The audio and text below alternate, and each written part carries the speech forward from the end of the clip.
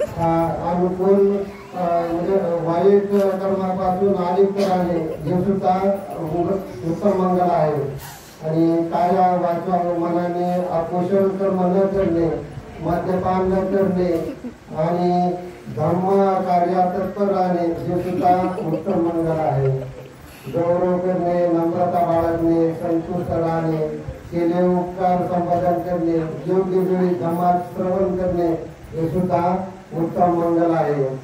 आणि क्षमाशील असणे, अंगी लीलता असणे, श्रवणाचे दर्शन घेणे आणि योग्य वेळी धर्मचर्चा करणे हे सुद्धा उत्तम मंगल आहे.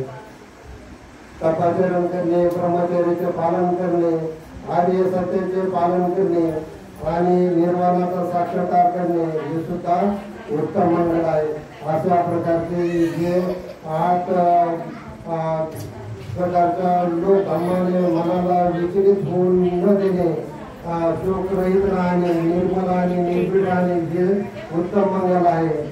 याचप्रमाणे वर्तन करणे, सर्व अपराधित राहतात आणि लोक धर्माला प्राप्त करतात. म्हणून वरील सर्व करणे म्हणजे मंगलकारक आहे. आणि हे संस्कार आपल्याला आपल्या जे बालक आहेत त्या बालकाच्या मनावर बिंबवायचे आहेत की जेणेकरून आपली